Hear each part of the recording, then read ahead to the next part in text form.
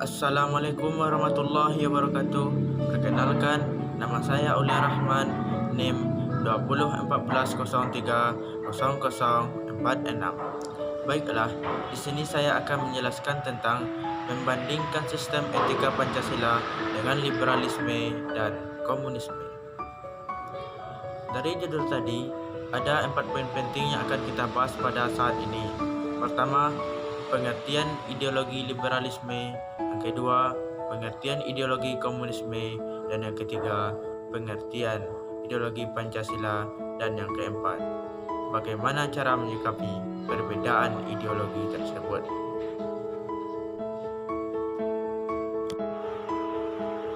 Sekarang kita bahas yang pertama terlebih dahulu, yaitu ideologi liberalisme. Ideologi liberalisme atau liberal adalah sebuah ideologi atau pandangan filsafat dan tradisi politik yang didasarkan pada pemahaman bahwa kebebasan adalah nilai politik yang utama. Secara umum, ideologi liberalisme menginginkan adanya suatu masyarakat yang bebas dan dicirikan dengan kebebasan untuk berpikir secara individu.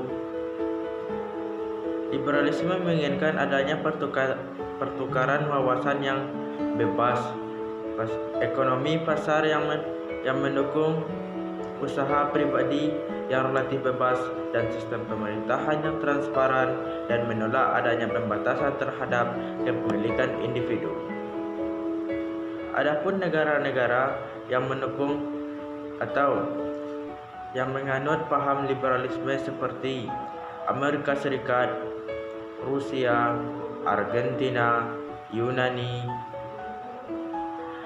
Spanyol, Swedia, Zimbabwe, dan lain-lain sebagainya. Adapun ciri-ciri negara-negara yang paham liberalisme seperti di bidang ideologi mereka pahamkan sekuler.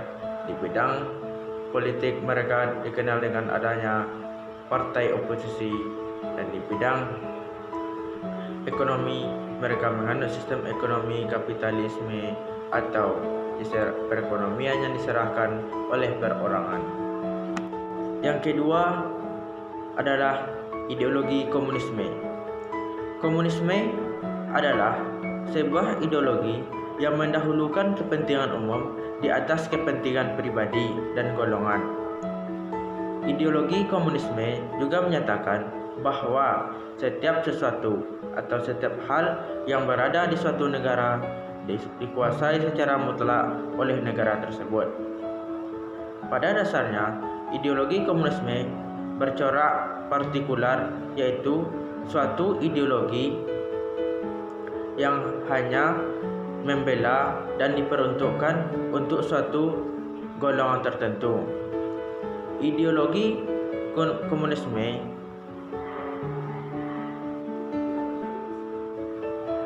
juga merencanakan suatu cita-cita yang bersifat utopis, yaitu suatu masyarakat yang tanpa kelas, sama rata, dan sama rasa. Adapun ciri-ciri ideologi komunis seperti berikut. Pertama, di bidang politik mereka bersifat tertutup. Kedua, di bidang ekonomi mereka menerapkan sistem ekonomi yang etatisme.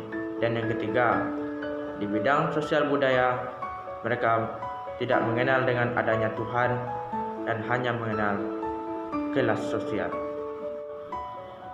Dan yang ketiga adalah ideologi Pancasila. Pancasila merupakan lambang negara kita Indonesia yang digambarkan dengan seekor burung Garuda yang menoleh ke kanan. Garuda Pancasila dirancang oleh Sultan Hamid II pada tanggal 11 Februari tahun 1950 pada saat berlangsungnya sidang Indonesia Serikat. Garuda Pancasila memiliki 3 komponen dasar, yaitu burung Garuda, perisai, dan pita putih. Warna keemasan pada burung Garuda melambangkan keagungan dan kejayaan. Garuda Pancasila memiliki paruh, ekor, sayap, dan juga cakar yang melambangkan ketahanan dan tenaga pembangunan. Jumlah bulu burung Garuda melambangkan Hari Proklamasi Kemerdekaan Republik Indonesia yang jatuh pada tanggal 17 Agustus tahun 1945.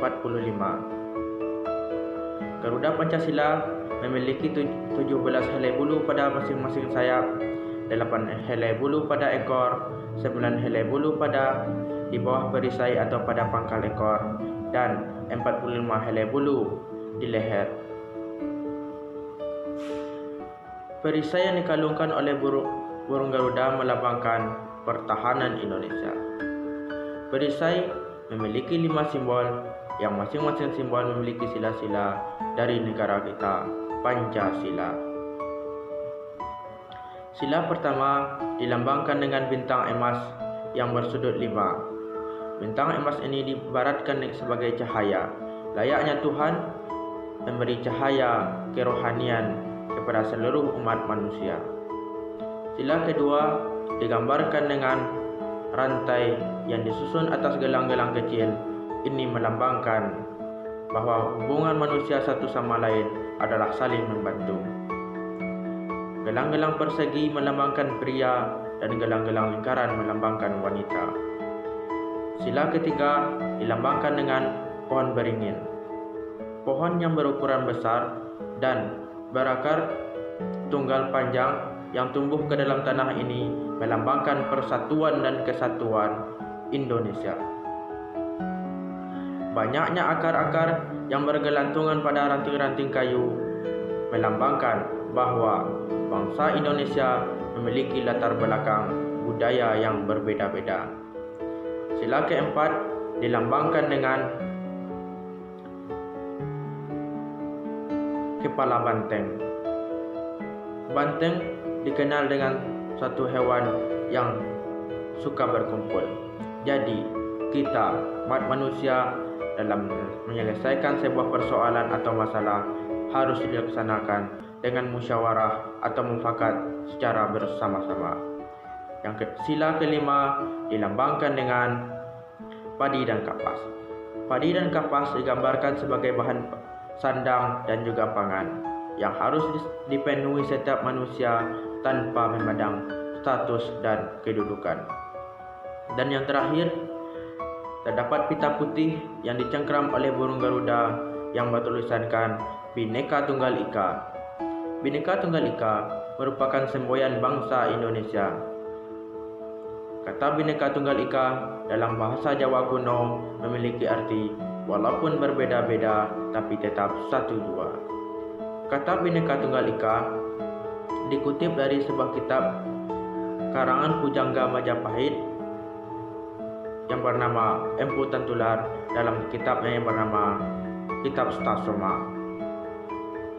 Kata tersebut bermakna bahwa kita bangsa Indonesia yang terdiri dari berbagai macam pulau, bangsa, suku, ras, agama, dan juga bahasa. Garuda Pancasila sangat relevan dengan kehidupan bangsa Indonesia yang majemuk. Jadi, sudah seharusnya kita bangsa Indonesia memahami filosofi Garuda Pancasila dengan baik agar kesatuan dan persatuan bangsa tetap terjaga. Dan yang keempat, cara menyikapi perbedaan ideologi. Pertama, unsur keyakinan. Bahwasanya setiap ideologi menggambarkan seperangkat keyakinan yang diorientasikan dalam bentuk tingkah laku para pendukungnya untuk mencapai tujuan yang dicita-citakan tanpa harus memaksakan keyakinan kita kepada orang lain. Yang kedua, unsur mitos. Bahwasanya setiap ideologi memitoskan suatu ajaran dari seseorang atau suatu badan atau suatu cara bagaimana Suatu yang ideal itu pasti akan dapat dicapai. Dan yang ketiga, unsur loyalitas. Bahwasanya setiap ideologi menuntut adanya loyalitas serta ketertiban optimal para pendukungnya untuk mendapatkan penerimaan derajat yang optimal. Ideologi juga memiliki sub-unsur, yaitu rasional, penghayatan, dan susila. Jadi, kesimpulannya adalah ideologi merupakan gagasan-gagasan atau pikiran-pikiran, cita-cita, dan pandangan suatu bangsa untuk dijadikan pedoman dalam berbangsa dan juga bernegara.